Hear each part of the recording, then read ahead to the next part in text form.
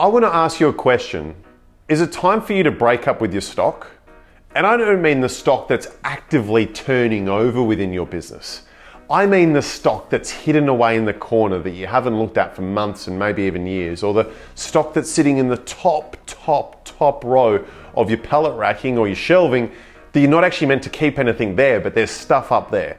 Is it time to break up with that stock? I think it's time for you to say goodbye, and I'm going to share with you the reasons why. Breaking up with stock for business owners can be a very emotional process. You might think, it's stock, it's not real, it's not human. How is that so emotional? I can tell you why it's emotional. Because it's a guaranteed loss. If you write off $10 of stock, $1,000 of stock, $100,000 worth of stock, that is a guaranteed loss to your profit and loss. It just goes straight there as an expense, gone. And what don't business owners love? It's losing. Losing doesn't come naturally to business owners. But in this video, I'm going to share with you why breaking up with your stock is the smartest thing you should do for you and your business. The first step with breaking up with your stock is understanding why did it happen. The most important part of any financial piece of information when looking back is to learn. So if we're going to look back here at our stock and stock we need to write off, we need to learn and understand why and how it came about. There can be a variety of industry-specific reasons why stock gets written off or why it's no longer of any value.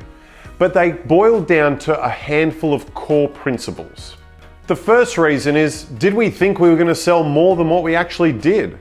Quite simply, you might have had a product that you sell 5 of in a month and you go, wow, this is going to take off to the moon. So I ordered 20 of them because I want to keep up with demand. But you never sell more than 1 after that, and suddenly you're left with 19 bits of stock just sitting there. Has the demand for your product regressed far quicker than what you anticipated? This is different to that first example I gave, where you've got a series of information that tells you, hey, we sell 5 of these every single month. And then suddenly the next month, it just comes to a grinding halt and you never sell that many ever again, leaving you with a stockpile of that item? Was it an incorrect order? Did we just flat out make a mistake and order too much of something that we didn't need to order that much of? Or was it an ad hoc event? Look at COVID, the inconsistency of freighting. Those elements had such a disruption and such an impact that I know businesses that receive stock in swells. They may have received nothing for months and then suddenly they get a year's worth within the space of 3 weeks. So that waves of the ocean of stock coming in does make it challenging whether there's still a demand for the items that you've received. And there's natural reasons. A couple of industries where natural reasons occur for stock write-offs. Think of food. It's impossible to have a grocery store and reach perfection of selling every single item. Naturally, there are going to be things that need to be written off. Otherwise, you'd have shelves that are bare through fear of not selling everything on the shelf. Also look at fashion and retail. The shirt that you sell today might not be the shirt that's demanded tomorrow. So there's going to be natural write-offs there as well as a result of people's tastes and trends. The outcome from this first step is to understand why and how we can influence it. If it's a result of a mistake, why did we make the mistake? If we sold 5 and then didn't sell any more thereafter, was it something that we could have controlled or foreseen, either through better marketing, better sales, or we should never have bought it to begin with? As we said at the start of this point, before writing off your stock, we need to learn and understand the reasons why. Now that we've understood the reasons why this occurred, there's 2 factors we need to look at. Firstly, the time period of which this write-off occurs, and also the percentage of total purchases. Let me give you a real-life example that I confronted recently to give you an understanding of what I mean by these 2 principles. Someone we work with determined that they needed to write off $600,000 worth of stock. And yes, $600,000. That's a heck of a lot of money, and it doesn't come easily in terms of writing that value off. I mean, gosh, that's more than what most people pay for their first home. But there's 2 questions we need to pose around the $600,000. The first being the time frame. When was the last time they did a proper cull and a proper write-off of stock that was deemed obsolete and really of no value any longer? The reason? They hadn't done one for around 9 years. So, you look at the $600,000 in relation to 9 years, that's a very different exercise as opposed to $600,000 and the last 6 months. The second part of the conversation is around percentage of purchases. Disregarding the time frame for which this has occurred, and in this case it was around 9 to 10 years, but what's the value of the $600,000 in relation to their annual purchases? And in their case, $600,000 worth of write-off equates to around 4.5% of their annualized purchases. One thing I want to be clear on is there's no hard and fast rule of what it should be above or what it should be below, but it's all designed to give you context. If you're sitting within a management team and going, we need to write off $600,000 worth of stock, but it relates to stock over the last 9 to 10 years, and in a single year that's 4.5% of our purchases, it's easier to rationalize that and sign off on it versus that's $600,000 in 6 months and that's 25% of our purchases. There's real questions that need to be posed there.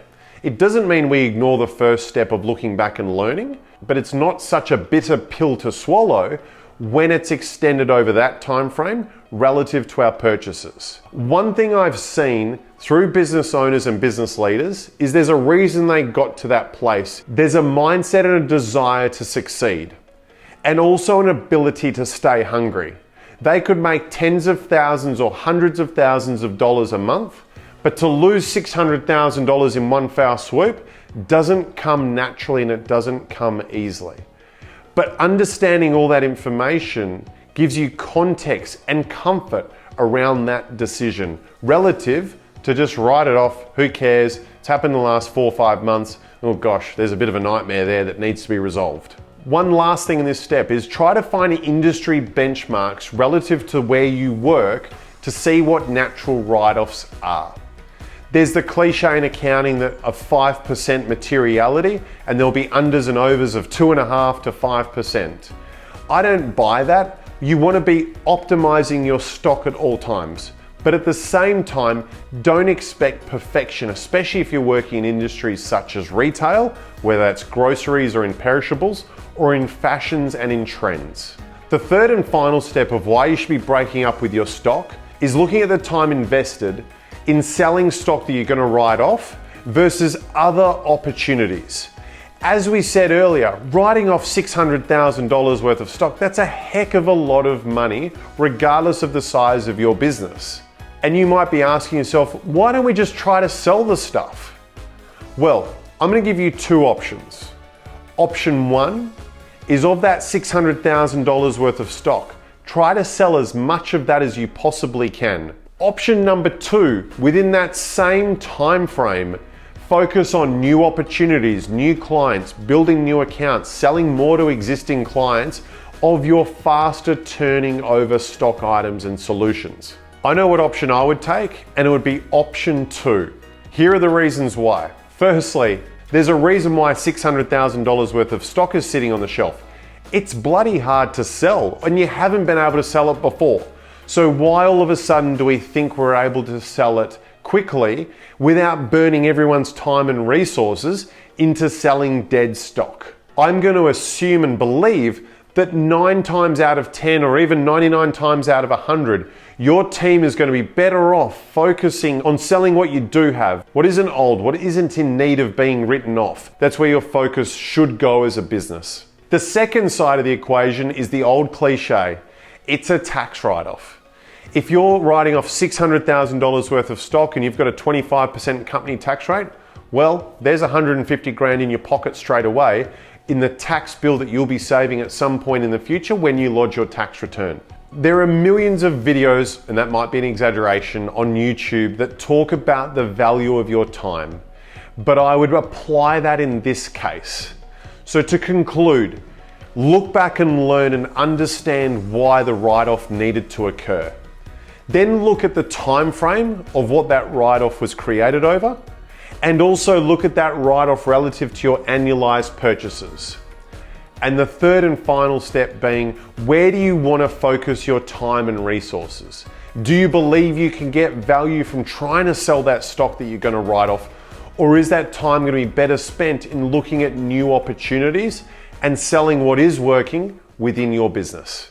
And on the back of that, it's never easy to break up, but sometimes it's the right decision.